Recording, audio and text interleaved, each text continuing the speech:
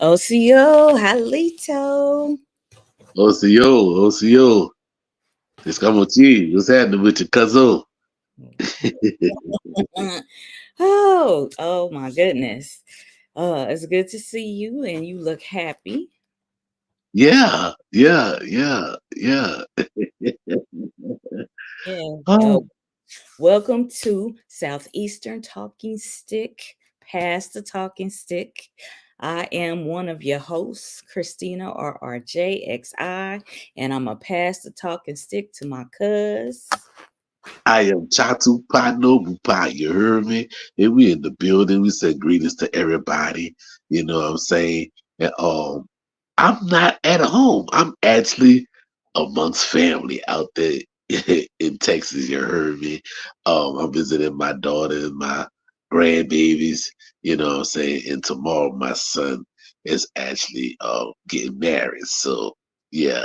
So we apologize for coming on late, but guess what? It's better being late than never. You heard me. So we came in to drop a little dime on y'all. You know what I'm saying?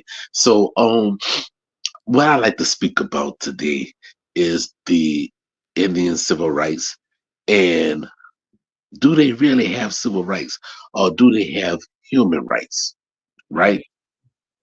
And you know, as I pass the talking stick back to my cuz, when we actually look up information that's talking about the Indian civil rights, right? What people don't fail to realize is that Indians never had civil rights. And furthermore, what are civil rights? That's when we have to get down to the nitty gritty of the whole matter. What is civil rights and where does civil rights stem from? And what kind of jurisprudence and law and vernacular in dealing with legalese that it comes from, right? Because once again, what is the jurisdiction that you are in when you say these things, when you say civil rights? And I like my cuz to go ahead on and pull up with his civil rights dealing with law and jurisprudence and also dealing with the vernacular of what they call legalese, you know, with this civil rights, because from me doing my investigation, civil rights actually comes from Roman law. So if you speak deal with Latin, right, civil or civitatis, right, or civically or civitatis, that's dealing with legalese, right, and that's dealing with Latin and dealing with Roman law. So my question is, how could the American Indian or Native American or American Native deal with laws that is applicable to Roman statutes and codes and ordinance and laws? So what jurisdiction do you fall in? Mm. So cause I passed the talking stick to you and you can actually pull up with his civil rights and where does it stem from, you know, so we're gonna take it all the way back to Rome. All right. The origin of civil rights. All right, just a second. I shared. We live right now. Origin. And to People the will subscribers be that does moment. thank you for joining tonight. Y'all could have been doing something better with y'all time, but y'all came to share with us. Yes, yes.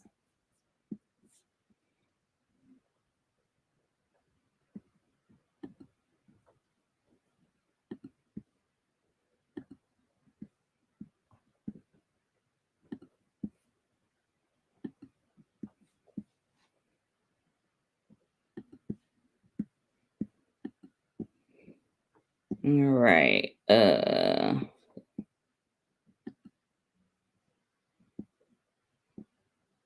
American Civil Rights Movement. Okay. This is the Britannica. So you want the Britannica? It Right. I don't want the American civil rights.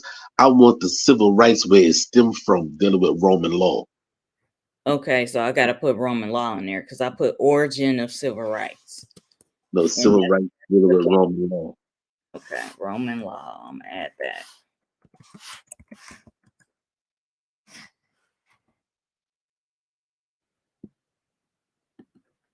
Library of Congress website. Law of the 12 tables. Hold on. Hold on.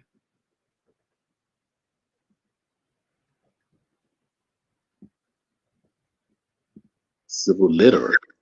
Okay, it says the beginning of the civil law or codified law dates back to 450 BC in ancient Rome when the first system of the dispute resolution was put in writing in what is called now the Law of 12 Tables.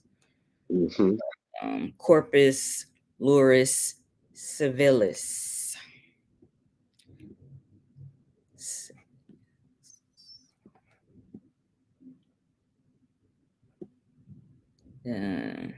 Justinian Emperor of the East, 483, 565.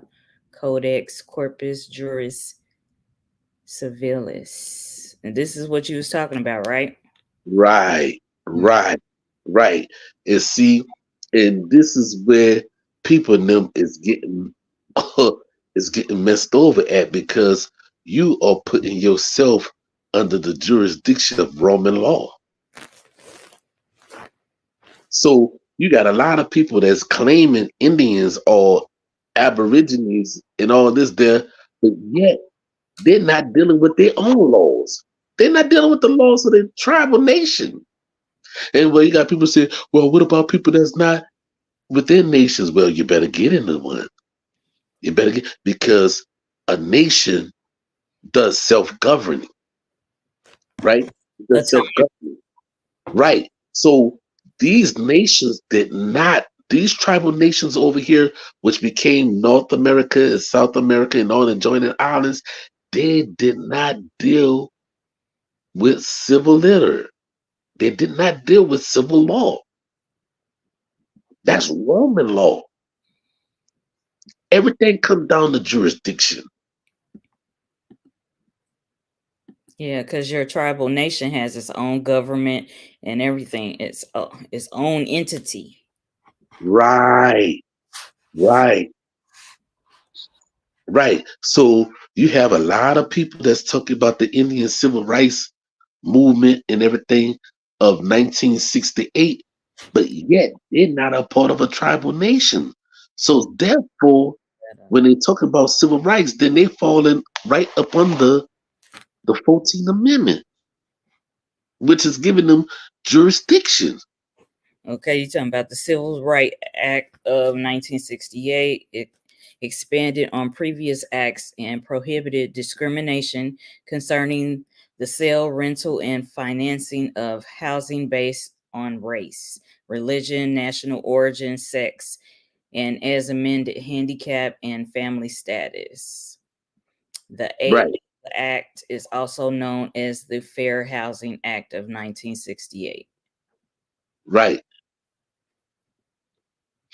Right, and they still, and even though they did the 1968, right, which became known as the Indian Civil Rights, they still was redlining, and they still was doing things by using Jim Crow law that come and backdoor that. You know what I'm saying?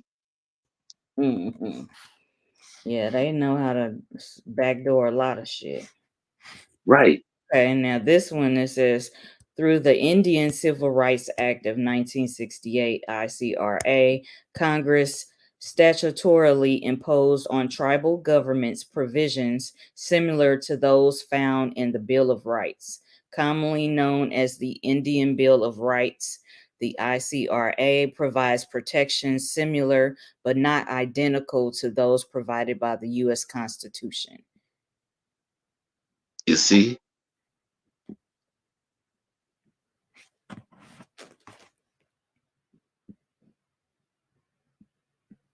and then you have a lot of people talk about, well, treaties has been broken.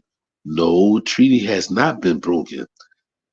It's best to say that treaties was not acknowledged or honored, but treaties are never broken. And the reason why treaties are not broken because the treaties, once you sign a treaty, that's nation to nation diplomacy. And not only that, those treaties actually falls under international law. It falls under international law. So now this is why, if you are a treaty nation, how could you become citizens under the United States?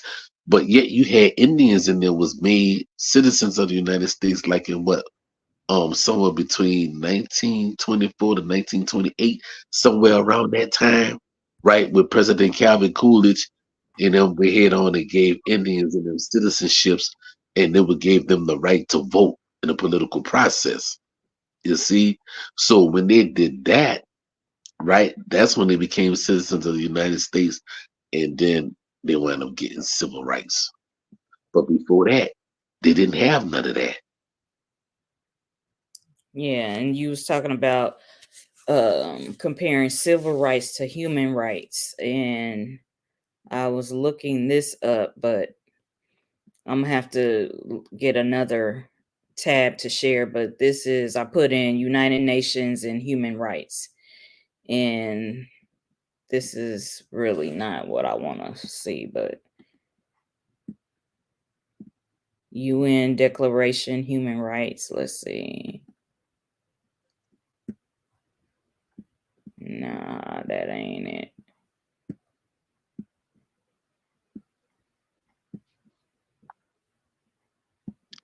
And if y'all have any questions or any comments, Okay. please feel free to ask or state your comment.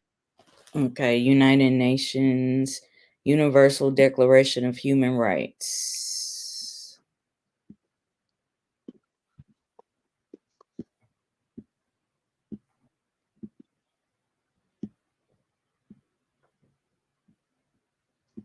Okay, Article 1. All human beings are born free and equal in dignity and rights.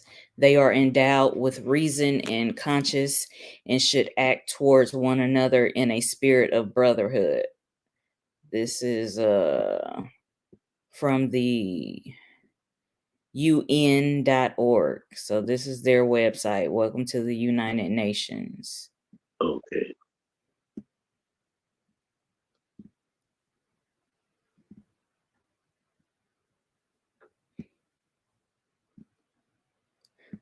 So they got Article 1 through,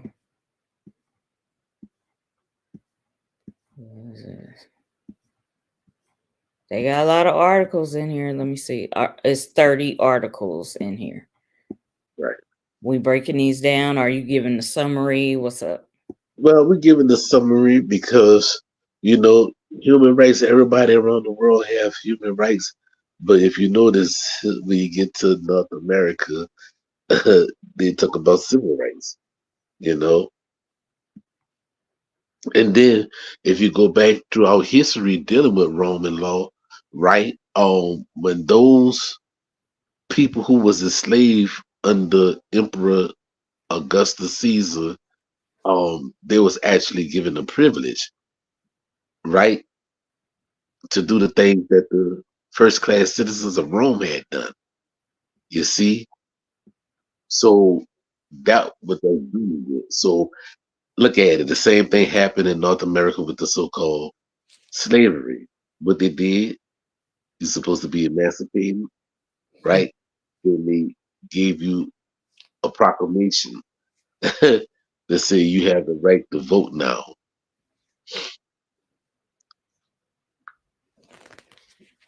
Yeah, and which is so crazy. They gonna tell people they have the right to vote now. Right. I'm trying to see who's in there. If our moderator is in the building, I'm trying to see. Right. And you can drop the link, for people to come on and join us if possible. Moderator is in the building. I'm trying. Let me see. CO cousin Anthony, our moderator, she ain't in here, but I'll check back later. But I will post the link All right, we're dealing with civil law versus human rights, or civil rights versus human rights. Hmm.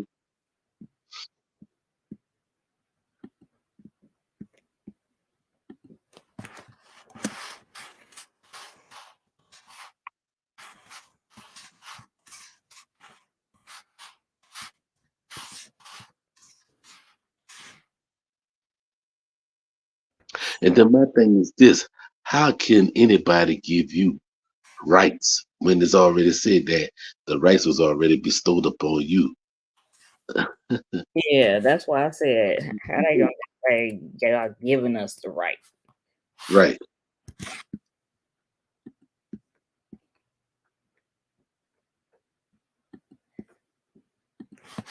Okay, conversation. But then when you really back them down with the law, then it'd be like, well, everybody have a different interpretation of the law, right? Yeah, but what does the law say? Right. That part.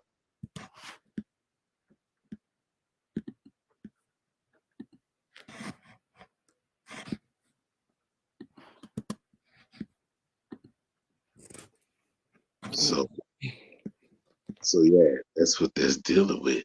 You know, you got a lot of people that's speaking on that, and then they show you that the civil rights movement and everything don't really protect the people because look at all the atrocities that happen to people that's supposed to have been protected under the 13th Amendment. Right. And even like this, I'm just glancing at all these articles. Even Article 13, it says everyone has the right to freedom of movement and residence within the borders of each state.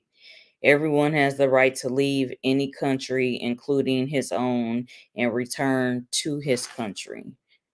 Um, I know I was having a conversation with somebody and they was talking about voting and everything, and I'm like, I think it should just be like state governments and like state taxes, to fix our streets, shit that, everybody utilizes, everybody needs. I don't think it's necessary to have a FED government, but that's a whole nother thing.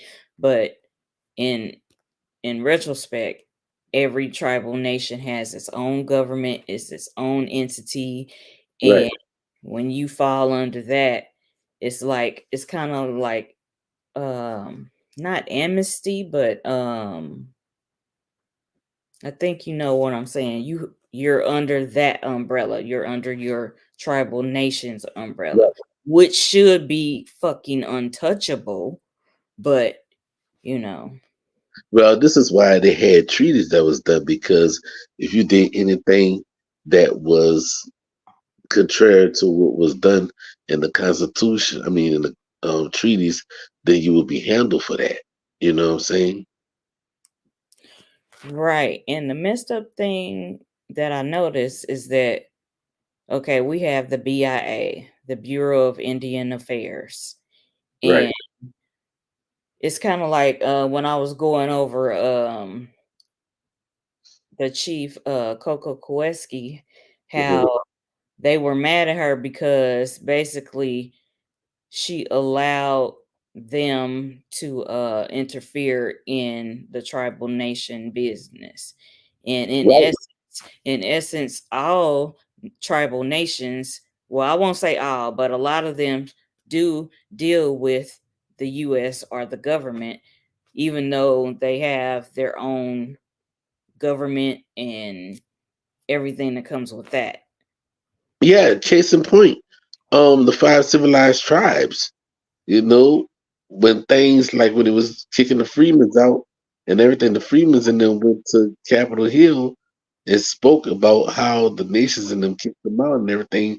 So then the United States came and told them, hey, you got to let them in. Just like with the 1866 treaties. You know, if you're supposed to be a sovereign nation, how can another nation dictate to you what you can and what you cannot do? You know Right. what I'm saying? That ought to raise a flag right there. Okay, you supposed to be autonomous, but why they tell you that, you got to do a blood quantum, right? Or you got to have a CDIB card, um, that's crazy. That's thing dealing with the BIA. It's like how you gonna let them dictate to y'all what you do within your own nation and within your own jurisdiction? Right. That it's like another faction of the government. So it's like, Right, okay, you don't deal with the federal government, but you dealing with the BIA still. You dealing with another entity that right, feels like it has to be a mediator. You know what I'm saying? right. And let me put this disclaimer out there. That anything that I and my cousin say is no reflect upon the nations that we are a part of. And with that, that's the disclosure for this Yeah, evening. that's our disclaimer. These are this is just a sacred conversation, a round table conversation between human beings. Right. It's for educational purposes only. Education, okay? So don't take my word for it. Go check it out. Do your investigation. Because that means, like, you know, like even when it came down to Christopher Columbus, he called people savages and barbarians and heathens, but yet y'all did treaties with us. So we can't be too much of a barbarian and everything because you did treaties with us all throughout the southeastern and northeastern coast of North America, which is known today. So how could you do a treaty with those that was barbarians, heathens, and savages? I'd like to know. Right. I'd Yeah. like to know. Who's supposed to been on this? Why you gonna do treaties with us? Make that make sense.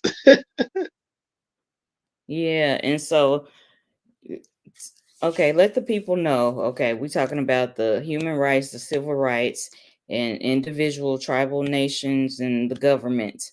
But also, I just lost my train of thought. Shit. It'll come back to me. But yeah. Um because you were talking about the treaties and it made me think about something. I wanted you to break something down about um that. But go ahead, cuz. Well, you can actually look this up. That treaty goes into international law. Can you pull that up? Because you be having people talk about, oh, treaties got to be ratified and this. You know what I'm saying? But yet, you know, treaties fall under international law. See if you can pull that up. Treaties falls under international law. Okay, I put in international treaty law. Okay, that's a book.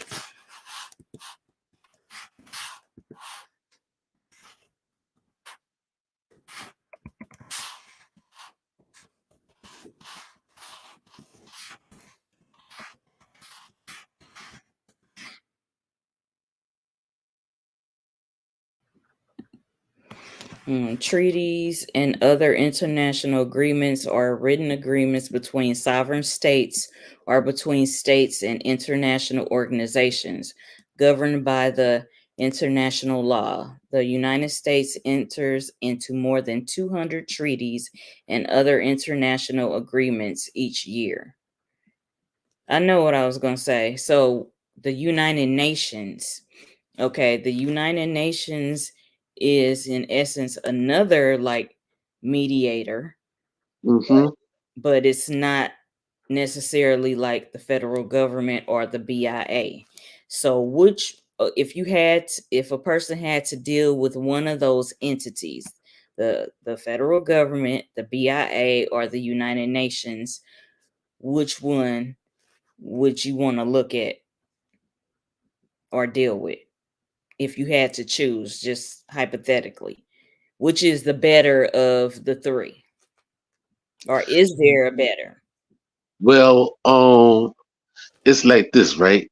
The United States and them didn't want to recognize the Miccosukee of Florida, right? And in the 1960s, when all this is going on with the civil rights movement and everything, Mhm. the Miccosukee wind up doing a treaty with Fidel Castro down there in Havana, Cuba. So Mm, since they did a treaty down there in Havana, Cuba, with Fidel Castro, that treaty became international law, and Mm, they were honored at the UN. And mm. so, them being honored and recognized at the UN from them having a treaty with Fidel Castro, then bam, that was a whole nother footing for them. You know what I'm saying?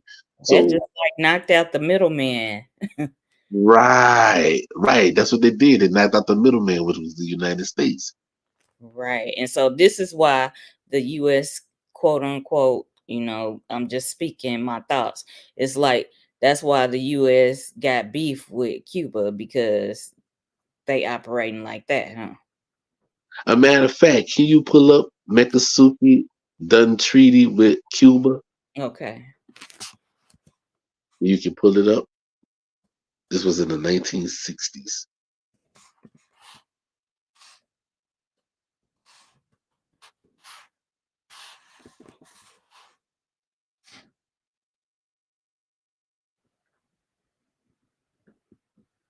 Okay. The Miccosukee Indians and environmental law. Okay, hold on. Let me see.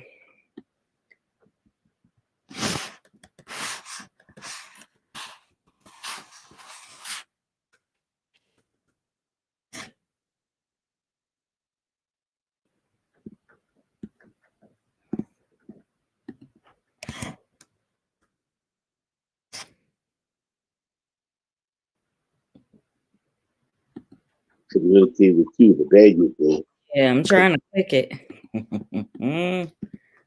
Oh shit. It's not letting me click it. Are they gonna cheer? It's not letting me click it. Oh, okay. Slow. Okay. All right. See, the United Nations, the next Miccosukee Seminole Nation, right? Frontier, right? Current international affairs. You see, and that was in 1959. Yeah. So, so all this is happening through the height of which became known as the civil rights movement. It says meets with Treaty of Recognition, Friendship, and Mutual Assistance.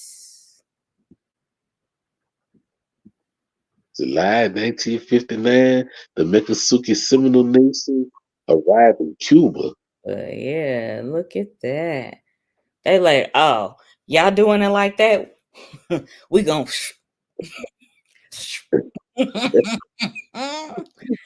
Oh, that's how you do some shit. There you go, right there. You know, while other people knew was looking for to become United States citizens and civil rights and everything, this nation was making moves, and they wound up doing treaty with Fidel Castro of Cuba, down there in Havana, Cuba, and they wound up being recognized on the international stage. Right. I just want to say, shout out to the unconquered people. this is a this is how you do some shit, okay? Yeah, yeah, and most people don't talk about this. Why? I don't know. They don't talk about it either. And see, and this is a blueprint. This is actually a blueprint to show you how to move with things when you can deal with things on the international level. That's when you got to be a part of a nation. You're not gonna do that with no culture and heritage program. You're not. You got to Yeah. be a real nation to do this, man. And You see, know. I knew that they moved different because I had like researched them a while back and looked at some of the videos, but I I'm just looking at this like I'm just like, yeah, that's how you do some shit right here. Well, it says Castro signed a document, saluted the Miccosukee leaders for the long struggle of their Miccosukee nation and perseverance and courage of your indomitable and freedom loving people. You got the Cuban cigar. Seminoles win Cuban recognition. This That is put the this is that put, this should be taught in history class. but they don't. They don't. You got to be a part of the family to speak about this. You're gonna have a whole lot of people that gonna come back behind us and talk about it, but they wasn't talking about it on their channels. You know what I'm saying? But it's all good. We know who the originators, the facilitators, and it can never be duplicated. You know what I mean? You Right. know, and say cousin Anthony, Hey, what's up, family?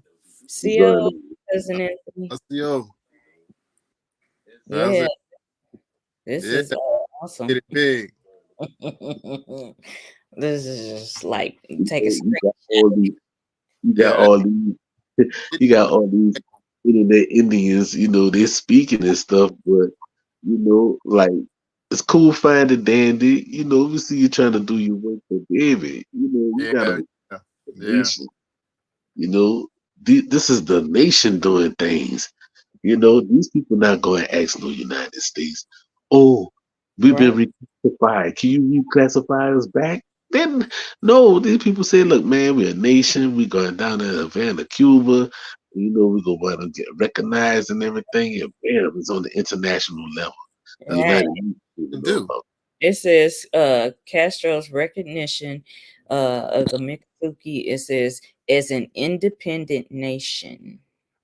Right. Yeah, Right. It's an independent nation. yeah. That's how you move. They Come on. like, You don't hear no other platform speaking about this. None. mm-mm. It will be flattered if they do go behind us and start teaching it. It will flatter me. Yeah, Hey, hey, this is why we have this podcast, to bust up and correct misinformation and put out the real shit. If they spew it back, then we know they listening Right, and they getting exactly, correct. right, exactly. right. That's how you know everybody's paying attention. Mm-hmm. Yeah. Because even though, you had people them say they was Indians and there was this dealing with the civil rights movement. Okay, but what nation that ties you to? Okay, you say you're Indian, cool, fine, and dandy. You may say that you're Choctaw, Chickasaw, or Creek, or whatever nation you claim, but Exactly. yet you still not within that tribal politics body. You're not. You And that trying to do something and trying to. It's like y'all put yourself under the jurisdiction.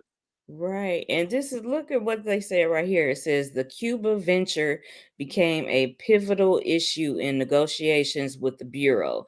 Years later, Buffalo Tiger recalled, when Castro took over Cuba, he wanted us to come over as his guests. We went and were treated okay. When we got back to the United States, said, okay, don't go back.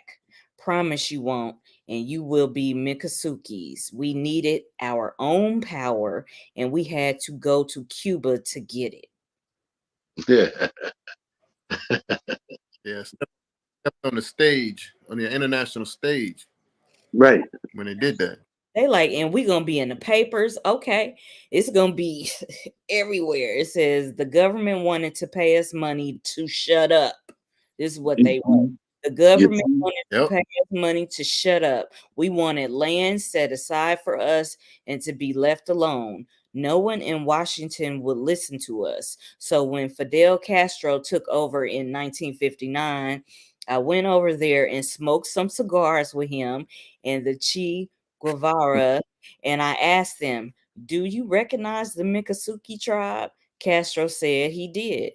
He said that if the United States would not give us a place to live, we were welcome to go over there and he would make room for us. When we got back, there were all kinds of phone calls from Washington. The government started dealing with us seriously then. It's right. all of that. And this was Buffalo Tiger of the Miccosukee Indian tribe. This was in December 1997. He was recalling what happened back then.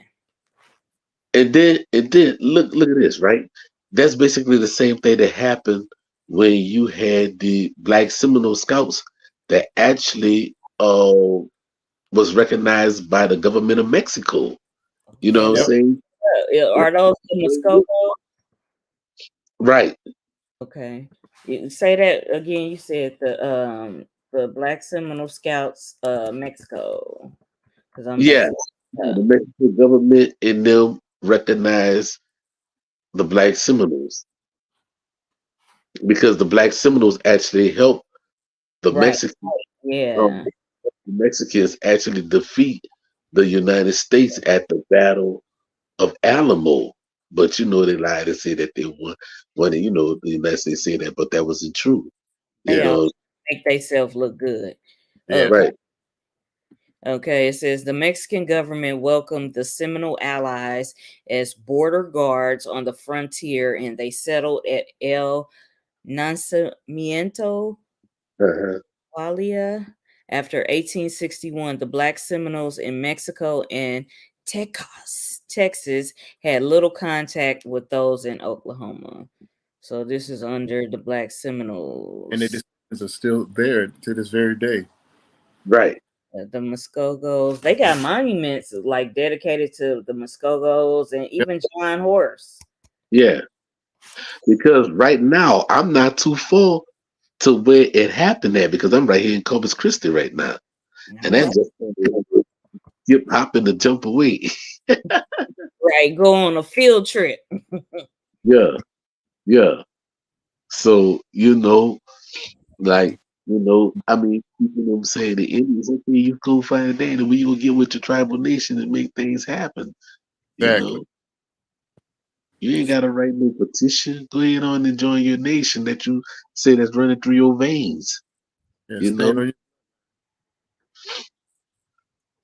but they ain't gonna stand on their bloodline because they want to go write some paper to let somebody else validate you instead of validating yourself. You know, right, people get it all twisted. right, Yeah.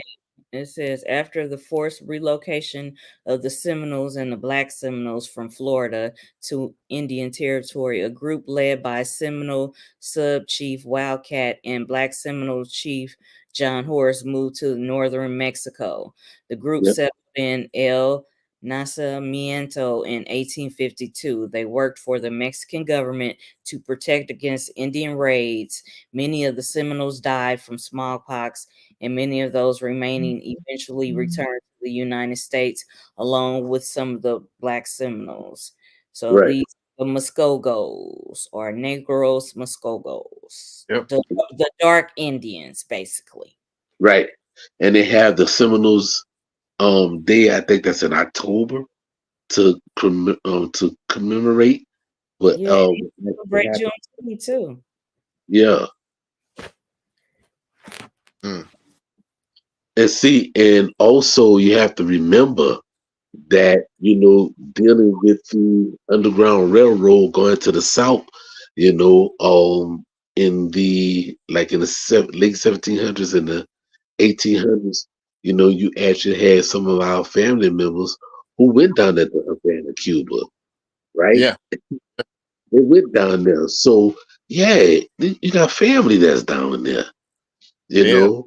Go through the Yucatan. The Yeah, Venezuela was the Yucatan. Yeah, like even this is another unsung hero, just like John Horse. They don't really give him his props, Oh but yeah. Gaspar Yanga, Yep.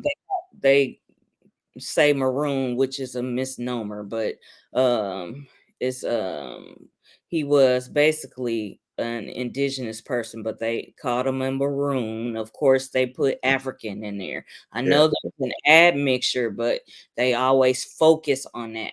And this was enslaved peoples near Veracruz, Mexico, and basically he led them to fight. It says what is Also Garifuna.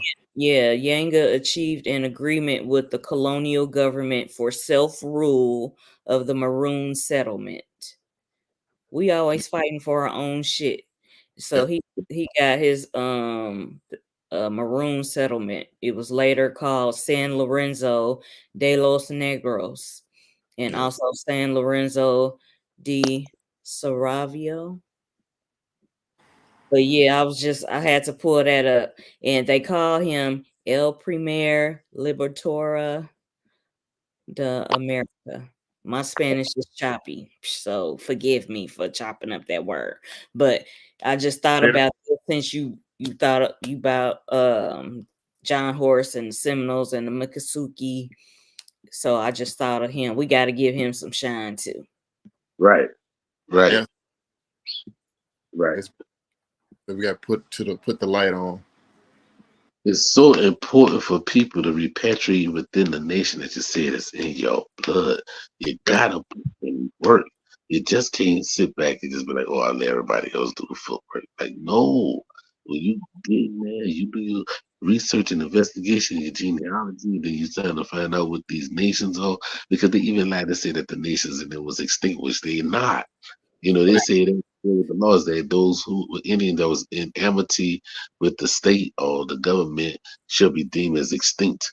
So that was paper genocide right there. But Yeah. but anyway, but we know that there's things that's going on. These treaties that have been going on is still applicable to those tribal people. You know what I'm saying? Yeah. But people don't understand that.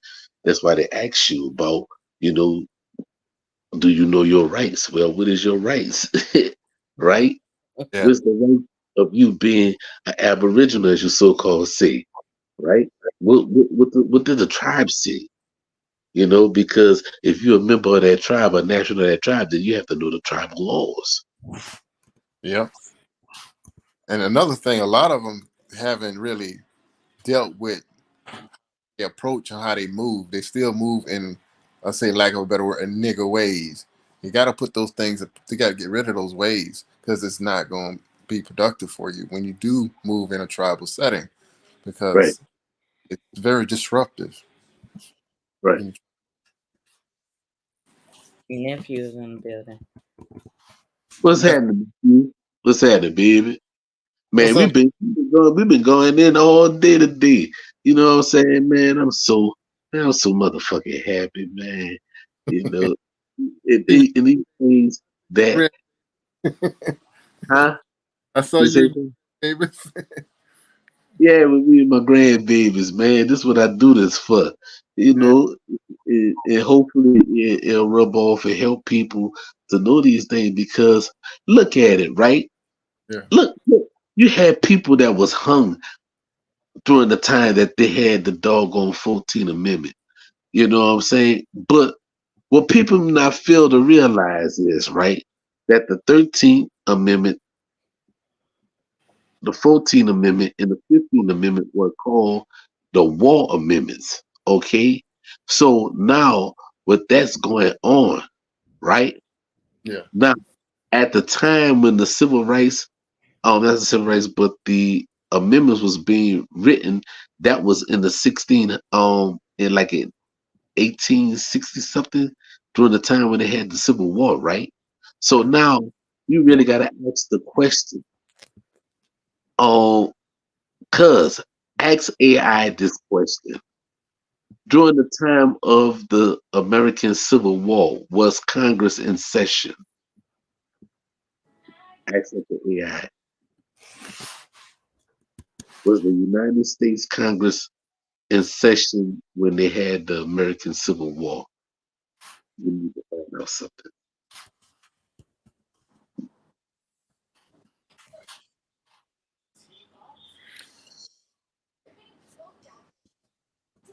yeah. That's a good question because Because if those are war amendments, listen to what I'm about to get ready to say, and this is pivotal what I'm about to get ready to say, and it came across my mind saying, if this is a war amendment, the 13th, the 14th, and the 15th Amendment, how could these amendments be ratified when they got war going on? yeah, and all the members of Congress and the Senate are not there because of the war. Bingo! You know exactly where the fuck I was going at, cuz. Yeah, Let's see. Let's see what AI said. Was Congress in session at the time of the American Civil War? Was they in Congress?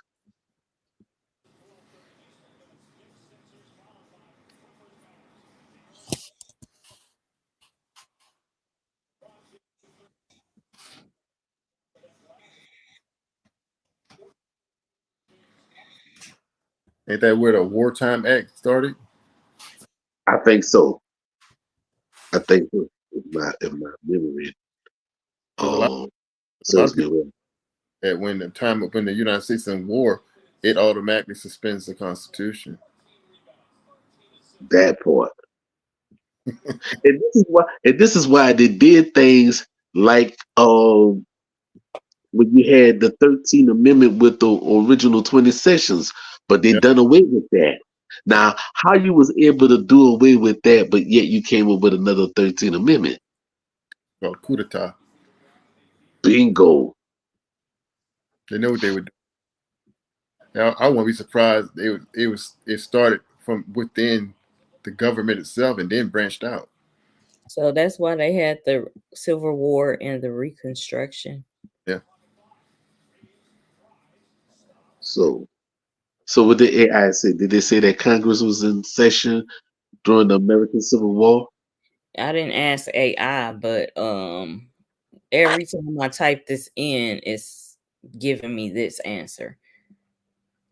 Yeah, it got it.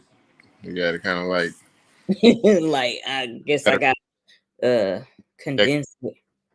that you shouldn't be asking. That's why they're doing that. I just keep getting this National Archives.gov, Congress and the Civil War. Let's see what they okay. That's why the government, the people in government are doing what they're doing because they're not governed under the rules of the Constitution. Because the Constitution is suspended. Because that's my question. Because anytime things that was redone in 1871 Yeah. after Lincoln's assassination, when you have esquires in them in Congress, but yet remember with the original 13th Amendment with the original 20 sessions, when they say you're not supposed to have a title of nobility, Yeah. but esquire is a title of nobility. So how do they get the title of esquire, which meaning a knight, Well, or look up war power. those who trained All to be a knight, which is an esquire to a knight? Yeah, look up the War Powers Act of 1860 and see what it says. It's probably the way you it's the way you phrase it. It'll pull it up. Right.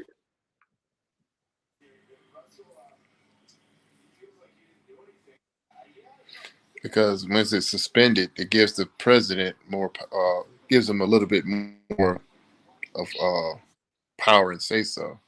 Yeah, they call that executive power. Yeah, and that will be under the War Powers Act. Right.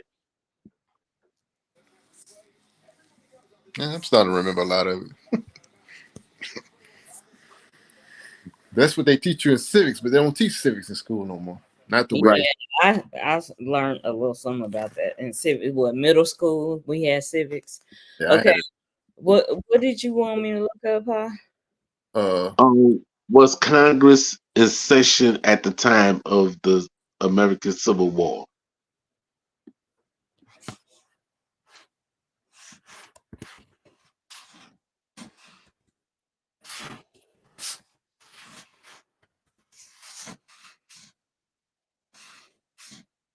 I don't know why it's acting like this.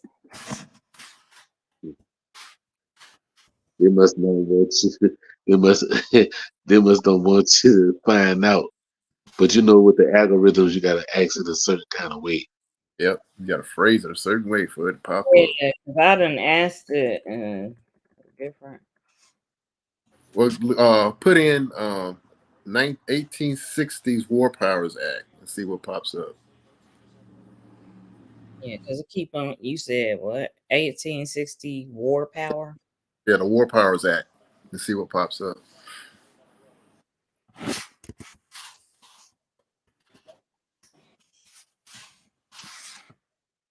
War Powers Resolution of 1973, known as the War Powers Act. Yeah, 1860. Okay, because this say 1973. That was during the Vietnam conflict.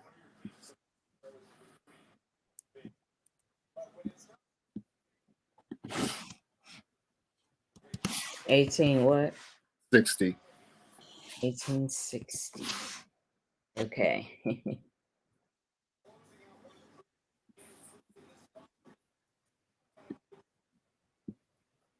And they keep going to the one from 1963. I mean 73. Yep, they doing something. That's Yeah, something because I different. typed it in and this is what's coming up. Yeah, They keep focusing on 1973. So yep, they playing.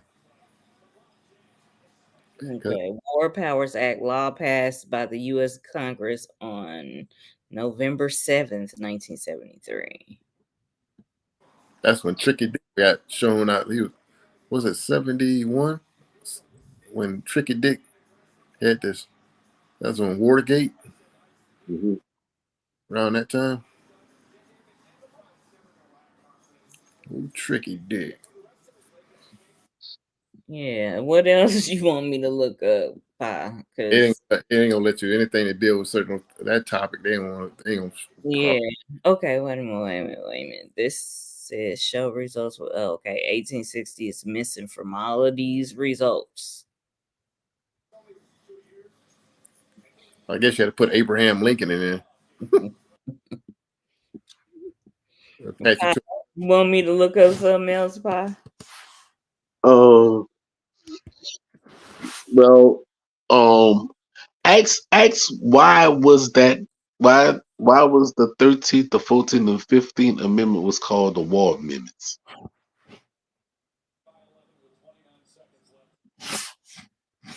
See what pops up.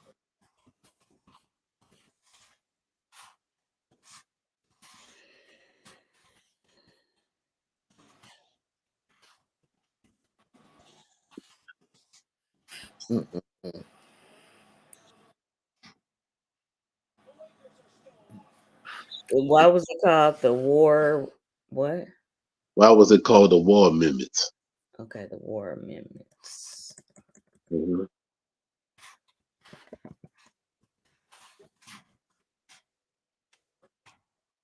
The Reconstruction Amendments. Is that the same thing? Right. The Reconstruction Amendments or Civil War Amendments or the 13th, 14th, and 15th Amendments to the United States Constitution adopted between 1865 and 1870. The amendments were part of the implementation. I cannot talk right now. The implementation. Of the Reconstruction of the American South, which occurred after the Civil War. Okay, and they go on. It says the 13th Amendment proposed in 1864 and ratified in 1865 abolished slavery and involuntary servitude, except for those duly convicted of a crime. The 14th Amendment proposed in 1866 and ratified in 1868 addresses the citizenship rights and equal protection of the laws for all persons. The 15th Amendment, proposed in 1869, ratified in 1870, prohibits discrimination in voting rights of citizens on the basis of race, color, or previous condition of servitude. Servitude. What did you want? They talking about Abraham Lincoln and all of this. What did you want to highlight on here, Pa? That those amendments, they wasn't properly ratified. Yeah, because they keep on saying, but ratified. Yeah, because the House wasn't in session when they did it. I think it was done on a weekend, and In a matter of fact, wasn't that during around the time when they had the holidays too, like in December? Yeah, so they wasn't in session anyway. Right. Yeah. Ooh. That's why somebody Somebody did something they had no business. You know that. That's why they do away with the doggone 13th Amendment with the 20 sessions. Yep. 13th and 14th Amendment wasn't ratified properly. Did I get off of here? No, you still on that, cuz? Yeah. I don't know what happened, but I was sharing my screen and it just disappeared and shit. Yep. When you start discussing politics and certain things that This is for educational purposes only. This is why we're sharing this information. Thank you. You know what it is. Right. Putting that disclaimer on again because it just fucking disappeared. Okay. Wow. Yeah. But this is on Wikipedia. This is on Google. So y'all can't be mad at us because we discussing what's on Google. Well, Google's already up under the finger of the federal government, so that ain't no secret. And this is why they had the book that was called The Republic Hijacked. You know what I'm saying? Because now you have all these attorneys that's in the Congress and they're not supposed to be in there. And how you know? Because who else was an attorney in Congress? Was not Barack Obama an attorney? Where he was, was he not an attorney? And he wound up becoming the senator of Illinois, and then he wound up becoming a councilman, and then he wound up becoming the president. I'm gonna ask you this: who was Barack's favorite president in history? Ronald Reagan, huh?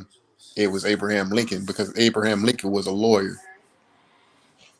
Oh yeah, he sure was a lawyer. He sure was, because he tried to. Yeah. He did the same thing. He marched through the same session the same way, and he served in Illinois, and that's where Abraham Lincoln was at. From Illinois, right.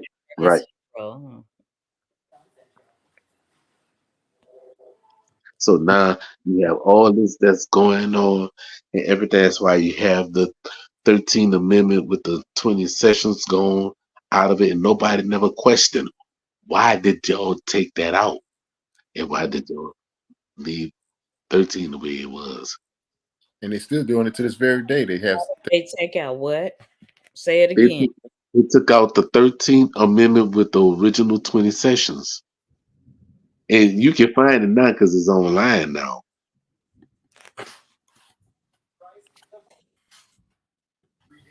That's the one where they said about how a citizen can't have a title of nobility. You see? Yeah.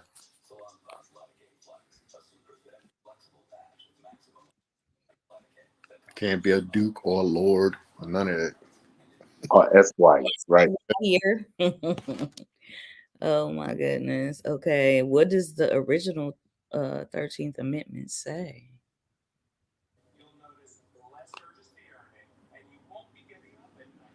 There are two constitutions. A lot of people don't know that either. Yeah, it is too. That's what happened. That's what happened in 1871. But go ahead.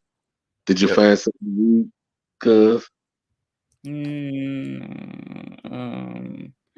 Okay, this is on archives.gov. The 13th Amendment, 1865. Let me see. I just wanted to pull it up. It says in 1863, President Lincoln issued the Emancipation Proclamation. But I was trying to pull up something that had, because sometimes people do like little articles and they'll compare the original versus what's now, and that's what I was looking for. But this is archives.gov website. Right. We ain't making this up. Right. This is on y'all's Google. We ain't saying this. This is what they're saying. Yes, I'm just quoting them. Yeah, I know. Make sure people out there will get it twisted. Right. We just the messenger. Get the message. And it says in section 2, it says Congress shall have power to enforce this article by appropriate legislation. Mm.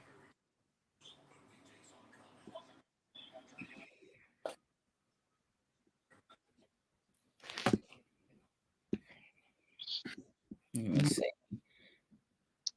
Okay,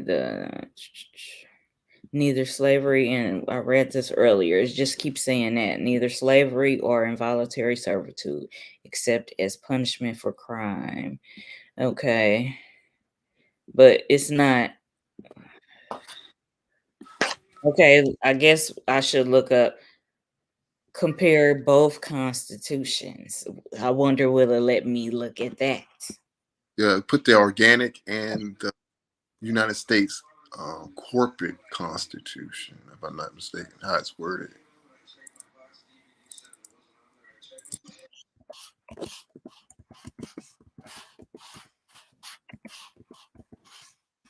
Because the Constitution don't say anything about democracy.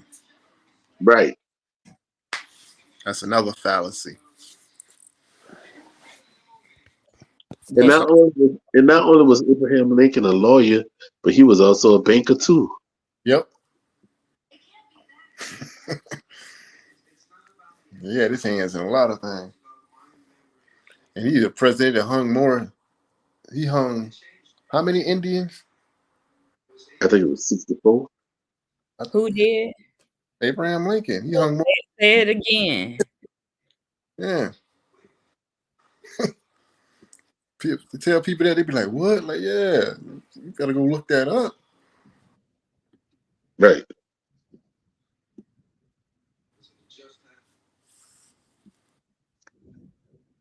Any other president in history. There ain't no other president in history who hung more Indians than Abraham Lincoln. And I mean, yeah, that is just, yeah. But he's on the $5 bill, but they got Jackson on the $20 bill. That's crazy.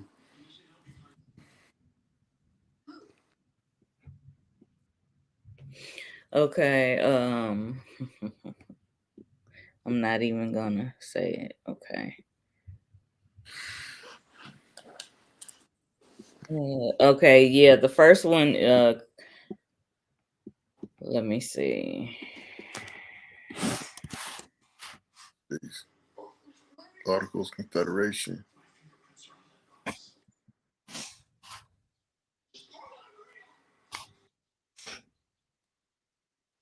Okay, let's look at this. I tried to put in Crispus Attucks Constitution, organic versus United States.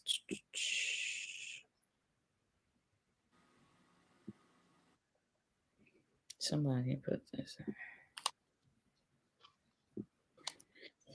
Well,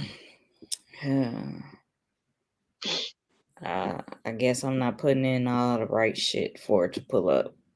Well, you know when you get Right, because I want to show the people so they can see and have a reference point. What I did, I typed in, are there two American constitutions? And it popped up. Okay. And I put it on my wall a long time ago. Last year, 2 years ago. There was two constitutions. Yeah, and I want the people to see because we know, but someone else. Okay. It said our secret constitution. Dude. Are you talking about this one? It came up and it showed that I think Siri answered it. She said, yeah, there were two constitutions. There was the organic constitution, and I got Siri on here. I don't know if she'll answer while I'm on live. And it pulled it up, and Siri, are there two constitutions? Show them to me. Here's what I found.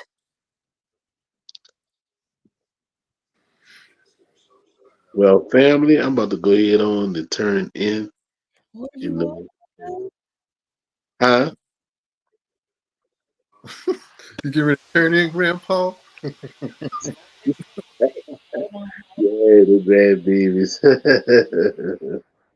Oh, tis a joy. Look at Tis a you. joy. Oh, no, you're not turning in early. What? You usually be What? turning up. Now you're going to turn down. Now we can go some more. We can go some more. We can I'm go. like, hold up. Who is this person? Right. Listen. Yeah, but that's the thing about the Civil War and everything. You know, they had called it a war amendment because it was at time of war. And if I'm not mistaken, I think they said they had a secret session that was going on because not too many people was able to make it. Yeah, during the time of the Civil War, Right. responsible to their state, take care of state business. And then on top of that, if you're a Civil War and you was the Southern region, and why would you interact with your supposedly enemy now? How'd that work? Right. You really start thinking about it. What kind of sense does that make? Okay, what came up? Cause she pulled up. Um, it said the first Constitution came into force in 1789. Okay, let's see. What are the... If I'm not mistaken, they wanted to make George Washington the first monarch under the United States, but they said no. We They wanted, already had a yeah. constitution. Yeah. It keeps going back to this one.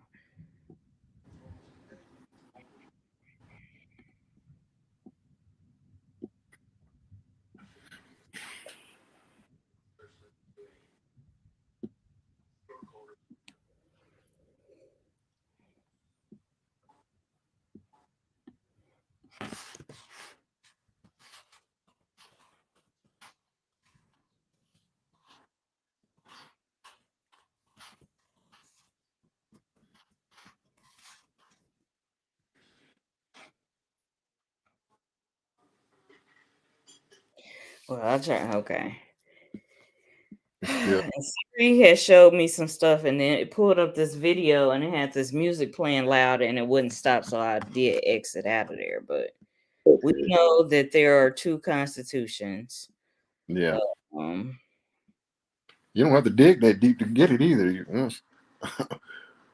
Because I pulled it up like the first go around, it popped right up. right. But y'all see what I'm doing, right? Yeah. So it's not me. Nah, Yeah.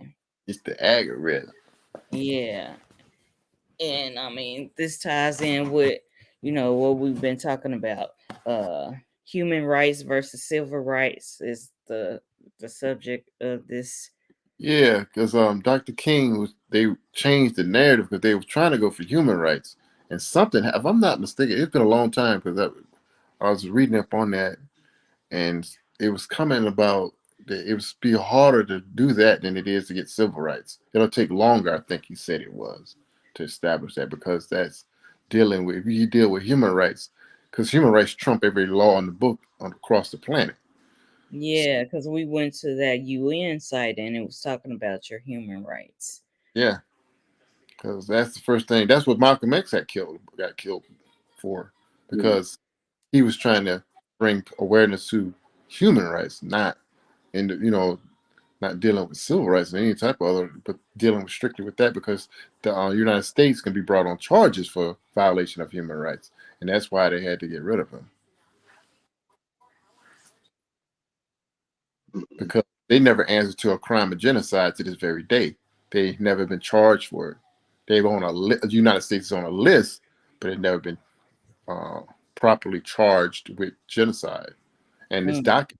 It's not, it ain't hidden. It's documented in the records in the United States. It won't be hard to prove.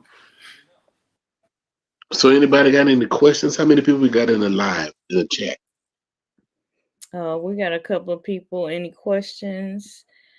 I'm gonna share the link again if I can find it.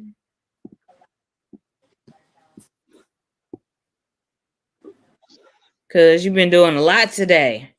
We need you to have some organic energy drink right now. He said, I'm tapped out. He had a lot going on. He's out of town and enjoying himself. And the family, and then that flight. And it ain't that long of a flight, but still, it's just Yeah. it's like going from your to your front door to your back door from where he's at. But y'all get the gist of the message. Those who didn't catch us live, y'all can rewind it. Y'all can Google or research the civil rights versus the government, civil rights versus human rights. But you know what's so funny though? Because I think it was in 18. What it was in 18. No, it was in 17. No, I think it was 1865 or 1867, somewhere around that time, when the United States deemed that civil rights was deemed unconstitutional. Yeah, because they never naturalized the people. Right. Because Abraham Lincoln said, "What should we call them?" Right. I said on your Facebook Live a long time ago that's why you're in 157 years in legal limbo. Right. Because you can't get nothing passed because you don't have a nationality. Right. They don't give reparations to people that is not part of that in a nation. Right. You want restitution. You don't want reparations. You want restitution. Restitution. Right. American. And I've been saying that from the longest. You know. Exactly. And we've been doing this for a while. Because what happened is that they took and denationalized people from a nation and from a clan and a band. You know what I'm saying? And with that being said and done, they need to go ahead on and find out what nation those people come from. Because that's the reason why they had to call you black. But yet they call you black under the 14th Amendment. and being under the 14th Amendment thus make you a second-class citizen. On top of that, on a legal standpoint, in a black law dictionary, it makes you dead in the eyes of the law anyway. Civil little motus. Yep. You got no recourse of legal recourse. Right.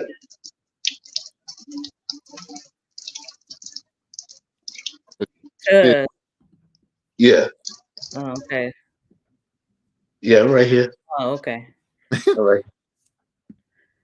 Sleeping Bear haven't went nowhere yet. Okay, because I had the other screen pulled up. Okay. Okay.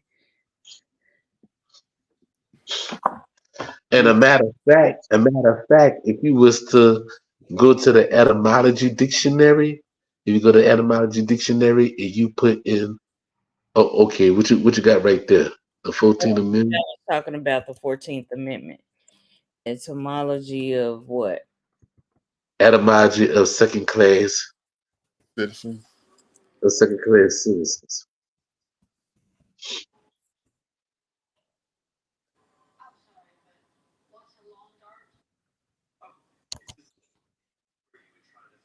The etymology of second class. Excuse me. Belonging to the class next after the first. There you go, bingo. You're always 2 steps behind, like my grandma used to say. All right. This is what happened when you're under the 14th Amendment.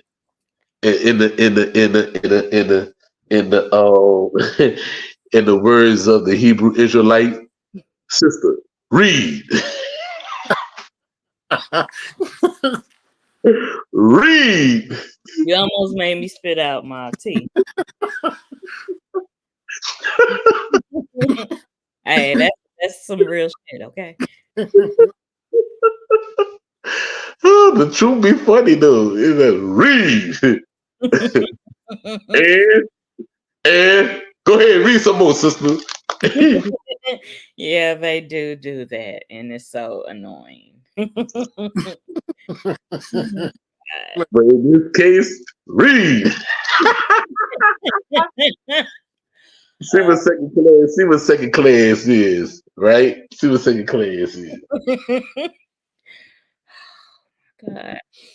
Second class, belonging to a class next after the first, 1824, of goods, from the noun phrase 1797, indicating the second of a ranked series of classes.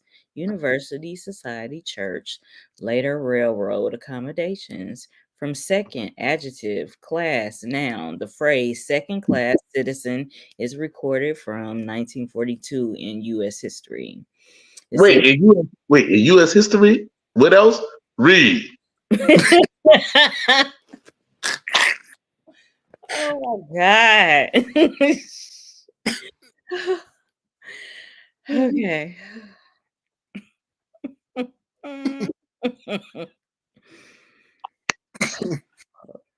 And they will put this as an example down here.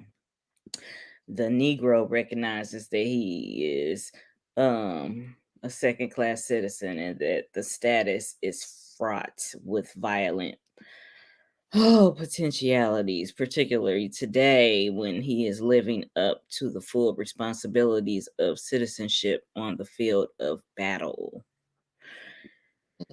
Okay. All right. So when you say you black, that means you are what? Second class. A second class citizen. And you wonder why things is being done to you, and you wonder why they always going to get L Sharpton with his bobblehead ass. And,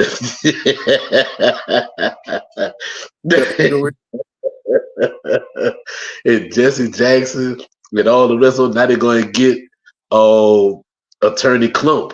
You know what I'm saying? And he's supposed to. And so second class citizen versus autonomy, the right or condition of self-government.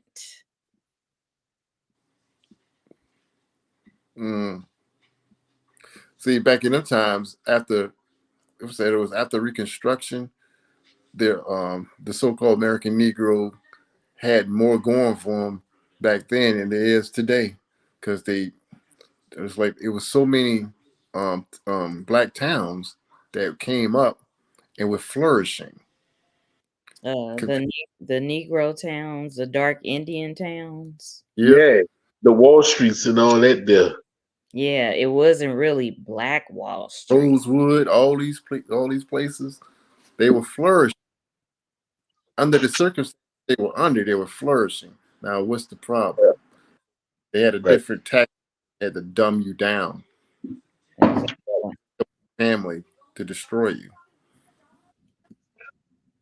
What that song said? Nobody knows the trouble I see. Nobody knows my sorrow. Nobody knows the trouble I see. Oh, yes, Lord. I had my own business.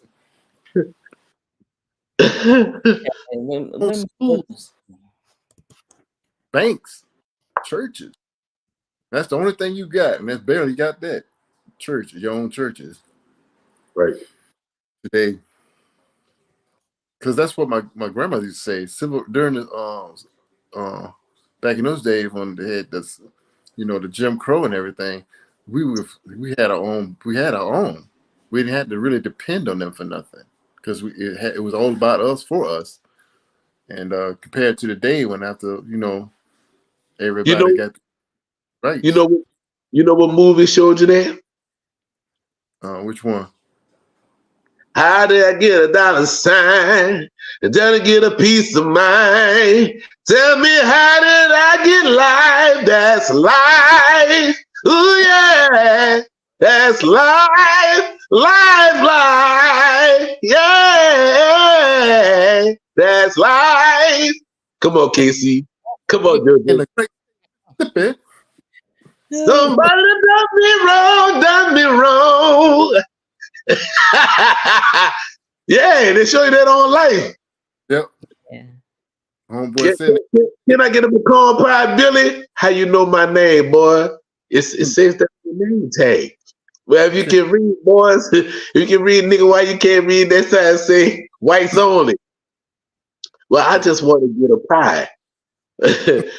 Well, we don't serve nigga pies. I mean, we don't serve niggas here.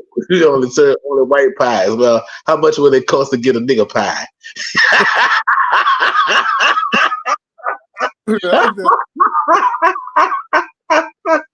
Oh shit, that's funny. He said my toe went inside the bottle. Oh. Yes, really. And that's right there. Look, Carl, I ain't trying to go down there and go get a pie. I want a pie right now. Oh shit. But how you like if I turn you to a nigga pie? Good old days. Oh boy. Oh shit. That's funny. Yes, that movie was made. That movie was made during that time. Because remember, they was moving moonshine and they was down there in Mississippi. Yeah, that's when Rick James was in there. Yeah. Rick James. Yeah. He was Spanking Johnson. Yeah, Spanking. Yeah. That motherfucker ratted and everything. Man, look, I can get you in touch with Spanky. I don't know who the hell Spanky is, man.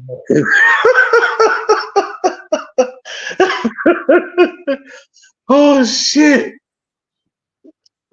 And they show all them years that they stayed in jail. Yeah. But they spent what they was in there when they was like in their 20s. They was in their 90s, got out. Yep. And they did that by faking their death. Right. Yeah, which is legal in some states if you're quote unquote in fear for your life. Yep. Disappear. Well, then it was in Mississippi. They was on a plantation. Yeah. Tell me what the gun line is, boss. Tell me what the gun line is. Boy, you in Mississippi. You're not in New York, boy. Uh-huh. And that's what most people don't realize. Most of your plantations became your prisons, state prisons. Like Angola and Louisiana. They called it the farm because it was a plantation. Yes, it's so jacked up. Right. Yeah. Yeah, them old ones. Yeah. Yep. That's why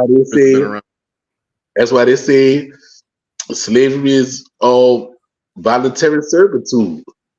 You wind up going to jail, you know. You now became state property of Mississippi or Louisiana or wherever state that is, or up there in Philadelphia where you had state property. You know what I'm saying? They took it on themselves. But people don't see that though. Yeah, once you become a felon, you're automatically back into Ward of the state. Right. Ward of state. Yeah, that's why they came up with that 3 strikes and all of that. Uh-huh. Yep. And look what happened. Look what happened. Clinton. 3 strikes, right? Why in the movie life can't get right, right? Yep. Can't get right. Yep.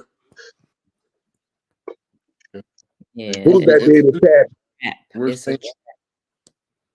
Who's that baby pappy? I'm that baby pappy, boss. I'm that baby pappy. Jilling.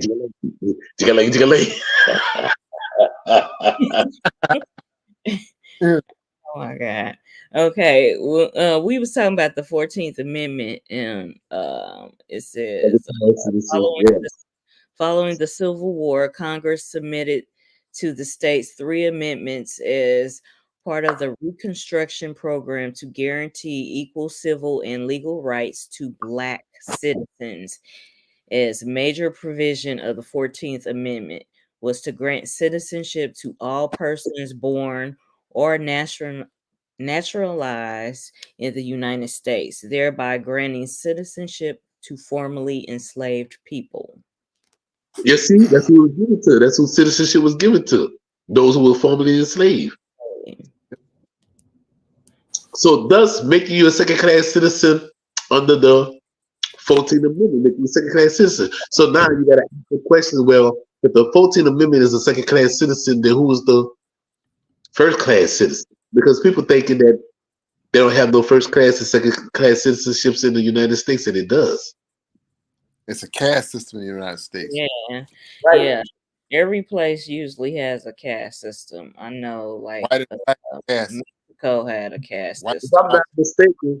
If I'm not mistaken, I think it was one of the members. I forgot what it said, that you had to be white, the age of 21, own land and own slaves to be a citizen of the United States. Yeah, And that's white what man. amendment, yeah, what amendment that was. I forgot which one that was. Okay. Pull that up, cuz, for me, if you can. You said what the amendment? What amendment was what? But it says that you had to be, to be a United States citizen, you had to be a white male, age 21, own land and slaves.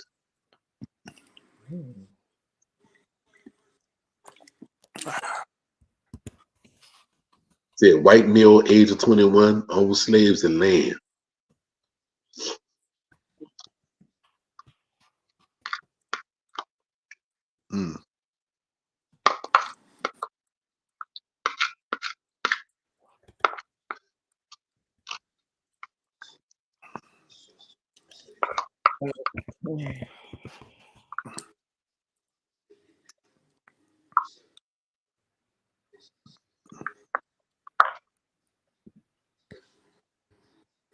Did it come up?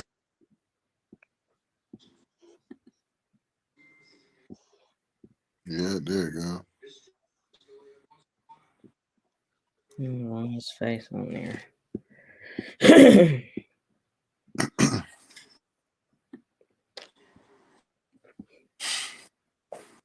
Wow. That's who the first citizen was. Had to be a white male, age 21.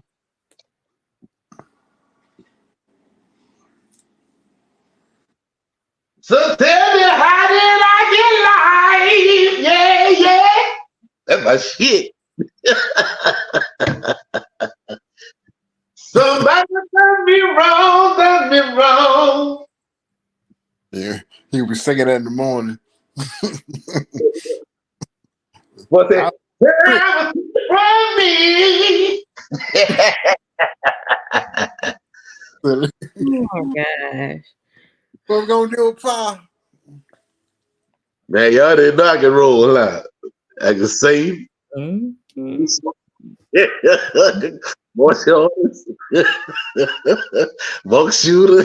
Historian. I do it all. Oh, shit. That's funny. Did it come up when it said about the white male 21? No, it doesn't say this, and I need to look at something else.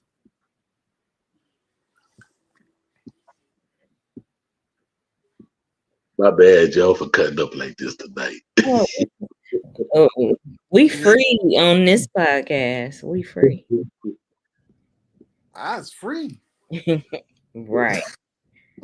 I wish I had my laptop with me, but I didn't bring it with me. Whoa. It's time. We gonna have you singing that shit too. Okay. Okay. Put. Okay. This is shit. It did say it in the little caption there. It said 21 years of age. Yeah, 21 years of age. Yeah.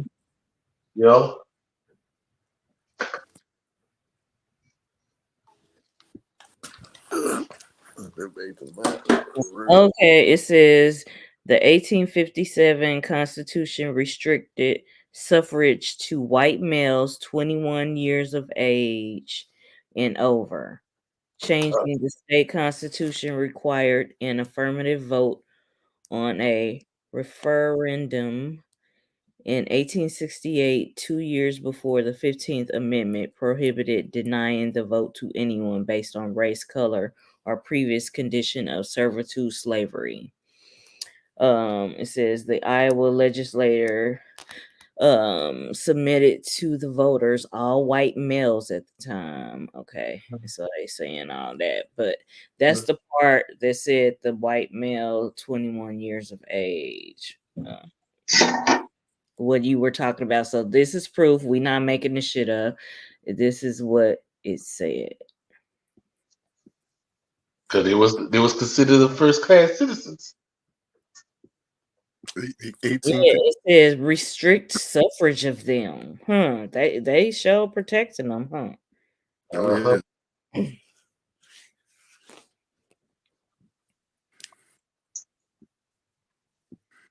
All night long.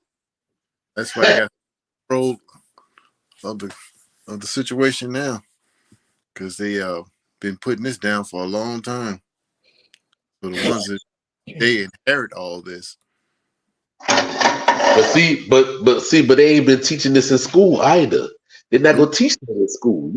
You gotta come and fuck with people like us that's gonna take you the shit that they ain't been teaching you, and you go find it in their literature. Yeah. Right. If they would have been teaching, you are not the color black. This is your nation, your tribal nation. This is everybody's grandparents didn't tell them shit. Right. You know, the school system told them that they were black. Yeah. Jesse Jackson and people like that told them that they were, you know, shit like African American. And it came out in 1988. I'll never forget. Yeah. I was at work when I heard it when he made that statement. And I looked at, we was looking at each other like, what this Negro trying to pull now? And it stuck.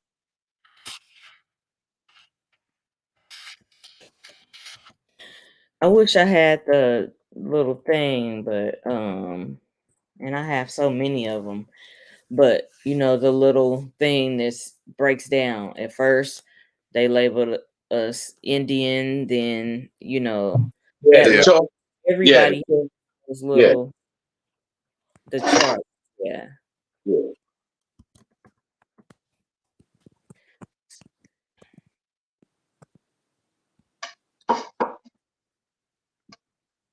You muted. Okay. Who, me? Oh, yeah, I can hear you now.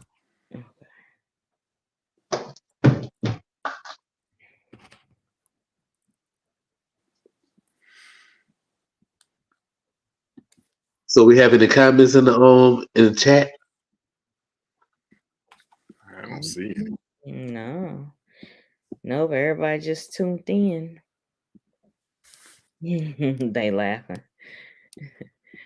You already know you get a concert and teaching and everything. How did I get life? And you wonder why.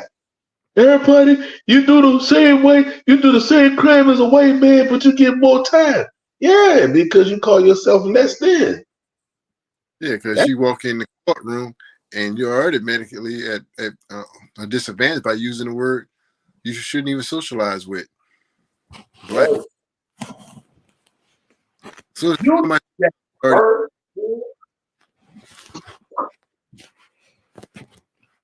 I need to find a little meme.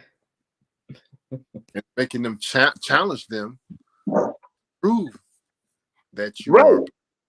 Prove that I'm black. The people burden is on them. Yep. When you go and consent to that shit, they're like, "Oh yeah, we got him. He don't know who he is. We got him." And I did that in the courtroom one time. Boy, look at here. He cleared the whole. He cleared everybody out. It was just me, him, and that other person in the courtroom. I dare you to say you're not black, nigger. So prove, and I said that prove without skin color, and he shut up because you can't prove anything.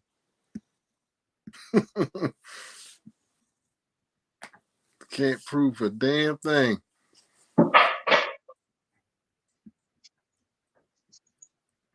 That's the whole thing. Funny me. Challenge him, you know what I'm saying? Prove it. Prove that I. Trust me, they ain't gonna be able to do it. There ain't no such thing as a black person. Look, turning to King Julian from off of Madagascar. You got to prove it, prove it. You got to prove it. You got to prove it, prove it. I know you got to move it, but I just changed the words though. But all up in it. Yeah, the proof of burden is on them. Yeah. Once you understand that. But I assume, you don't supposed to assume in a court of law, sir. Well, you look like you can't go by looks, sir. Oh shit! That what they think. What is the proof of me being African American? Yeah. Right. Do you have to prove that I am? They get quiet after that because the proof now you didn't hit them on two fronts. Now they have to go back. They're gonna backpedal, and then they're gonna try to go on a different route. They're gonna try to change the narrative, and you gotta watch that because they full of traps.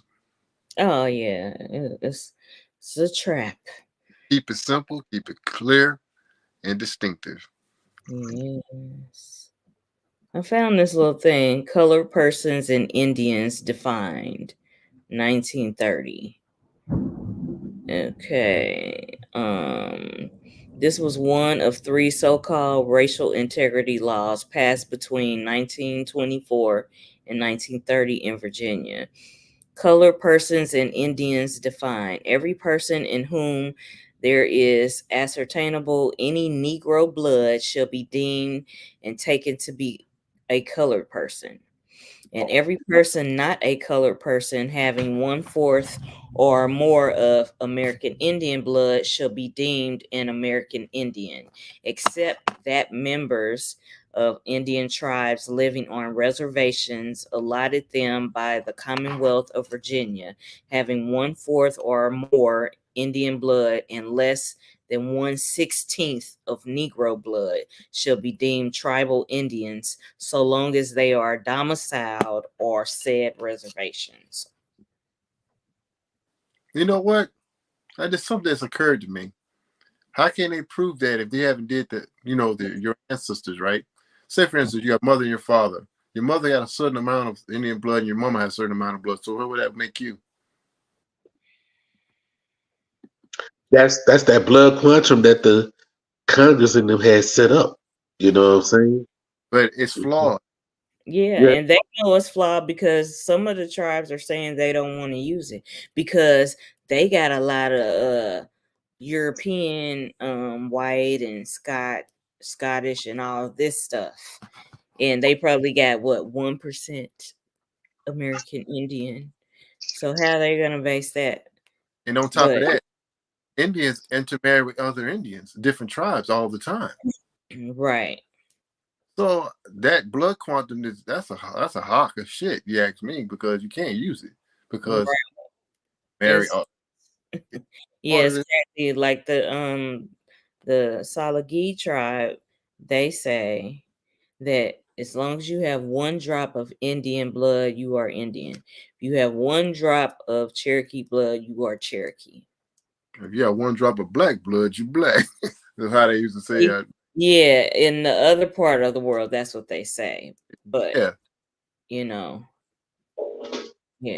So my question is this, right? Why is it that 1 drop of Negro blood is greater than those that have like 1/4 and 1/5 and 7/8 then? It's so powerful. How could that 1% be greater than the other? Because it's a dominant strain. Because they did say that the Negro is the Indian too. So maybe that's why they say you have Indian blood, you're Indian. That one drop blood. The same thing for the Negro. One drop blood, because you don't hear that about nobody else. You don't hear nobody say that you got 1% of European blood, you're European or Asian blood. You don't hear that, but they say Negro and Indian. I wonder why, because that's the same thing. That is that's due to colonization and their program and their policies. Because it's all on structure of colonization, and they're gonna keep their power, and that's the reason why they do that. They know who you are. Yeah, but what I'm saying is you got one drop of blood for Indian and one drop of blood for Negro, but the Indian is the Negro. Exactly. They're gonna play the word game. Yeah. Because if they come out and say, yeah, the Negro in America is the American Indian, you know what that says to the policy, the structure, the power structure in the United States? It's non-existent anymore. Because they know who the rightful owners of the land is. Right. Then they have to give up a lot of it. And the But part the that I thing don't know but is the the part. thing is, but the thing is, even if they was to come out and say the niggas in them not ready to conduct themselves in the government manner anyway, as such, look how far they go. Yeah, but look at what the poisons you pump in my community. The food is bad, the water's bad, the air is bad. I'm like, you're the root of the problem. Why the water's bad? Why the food is bad? And why the air is bad? Because that makes the treaties that they made with us all non and void because they didn't take care of the land. It's down to the nitty gritty.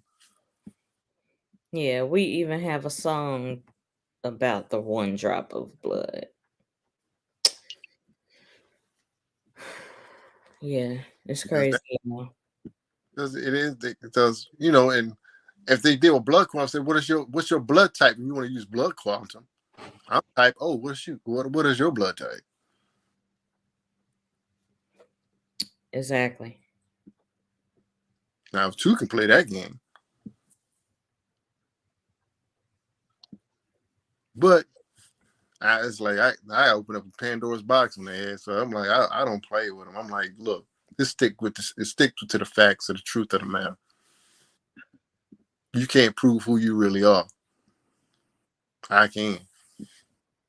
Those bones you dig up out the earth on this continent, they look like me. Don't look like you.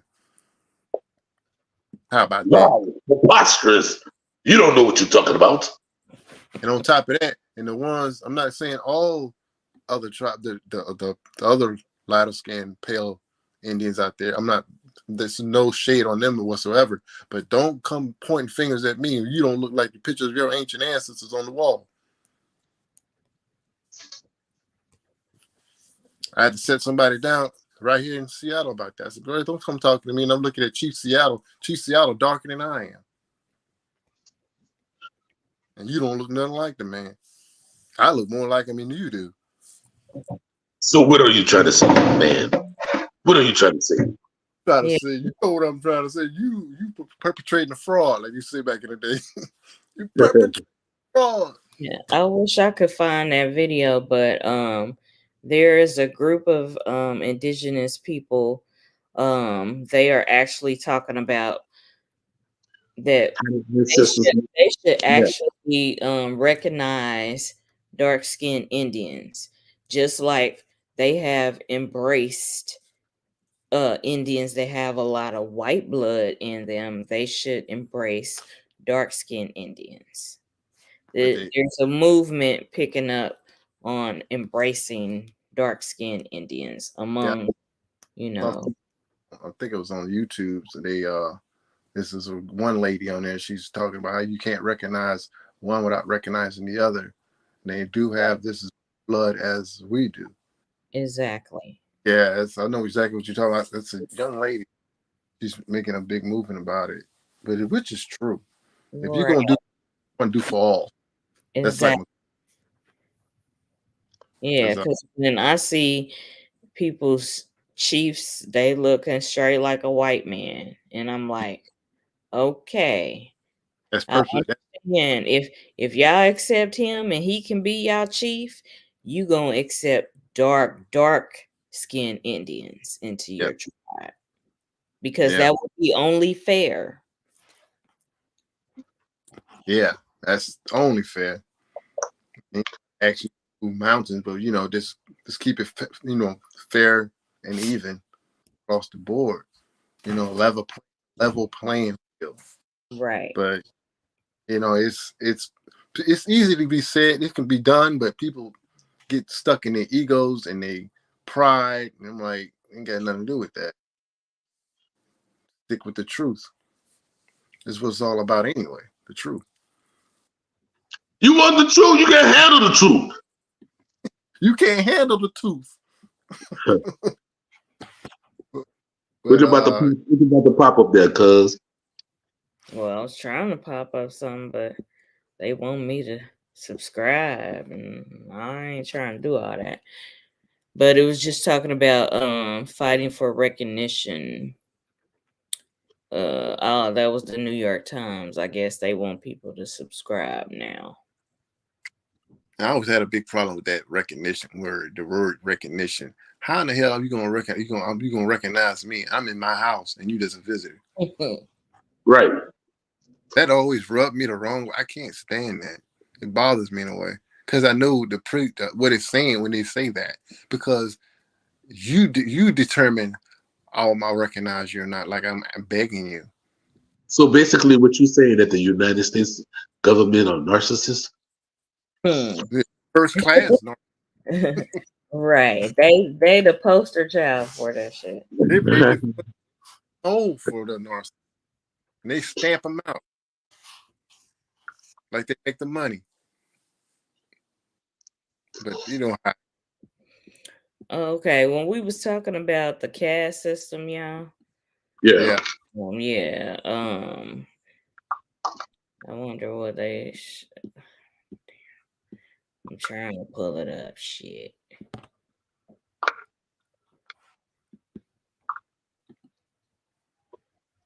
We was talking about that on a Facebook Live, me and you one time, Pa, when you're talking about the Trail of Tears, and that was Yeah. an illegal act of Jackson, Yeah.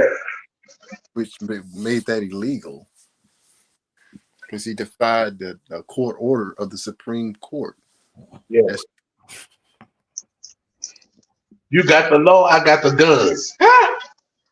That what you call straight up a treason. Like, what you gonna do? No, that's what they call in French a coup d'etat. He pulled a coup d'etat on that. It's like, nah, I got the guns. What you gonna do? I got the whole U.S. Army. What you gonna do? The coup d'etat. They say the cootie.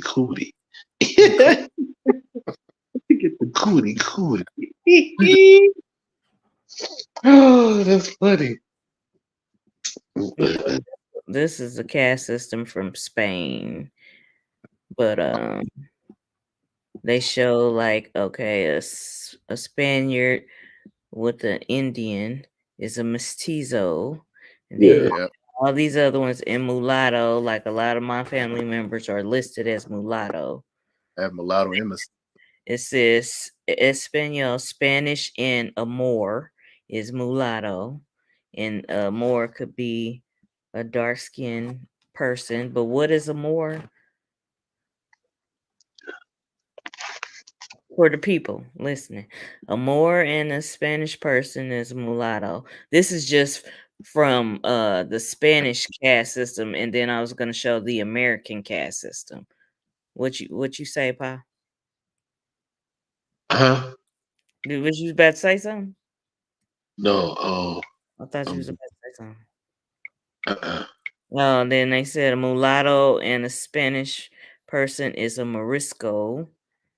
Morisco and a Spanish person is Chino. They got all these different castes Yeah. systems. I just wanted to show the people that they show all these admixtures. If you mix with this, you mix with that, then this is what they call you. Yes, mulatto is interchangeable here in the United in Yes, the yes. It can be Indian and okay. quote unquote African diasporan, Yeah. or black and white, quote unquote misnomer. Even white is a misnomer. Yep. Because they ain't Um, white person. Right. And Zombo was on that list too. You know, in Southeast Asia, Sambo means um my dad was telling me about this story when they used to the Vietnamese were calling them Sambos and they thought they were trying to be funny, but Yeah, it's right the here. honor. Yeah, it says, Sambo with a Z, or SAMBU, is a racial term historically used in the Spanish Empire to refer to people of mixed American Indian and African ancestry. Occasionally in the 21st century, the term is used in the Americas to refer to persons who are of mixed Indigenous and African ancestry. So this is what they put on here. We know that could be mulatto, Creole, Criollos, uh, Yeah. Tizo. They give us all these different derivatives. And that'd be from region to region in Mexico. I mean, some parts of Mexico and some parts of Brazil and Colombia. Yeah. Region that you're in and with the high mixture content of other people. Some of them look more European, some of them look more mestizo, and then you got some that look more African. But the like I was doing a lot of study about Colombia. Colombia has the largest concentration of so-called African descendants on the Western Hemisphere. Right. And they try to label everybody dark African, which Yeah, is incorrect.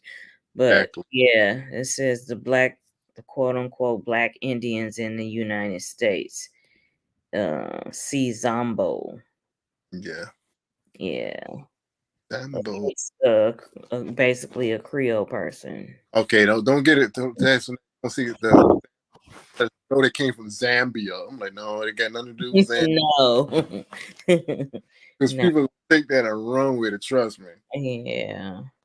They looking at the words. Yeah, Pa, you all right? I told you he didn't. That's sleeping bell now. Ain't Right. And he just ate something real good. ice Oh cream. shit. Lights out, cameras, action. Sorry, Miss Jackson. Oh my goodness. Well, Um, let me see. Yeah, and he didn't even answer back either. So and it's fine leaning forward. He's down. Down goes Frazier. oh my god. I can't even call him because he on his phone. But I mean, we can wrap it up. Yeah, let's go We ahead. Yeah. Because Thank you, cousin Anthony, for joining the that's conversation. Wado, Yakoki Shonabishi to you. And right. thank you for everybody tuning in. If you missed the live, you can go back and peep out some of the subjects we did address. And if y'all want to Google further, pull up some PDFs, go to the library and look up books dealing with these subjects, feel free. And we're going to end. Y'all have a good night. Peace. Good night. Peace.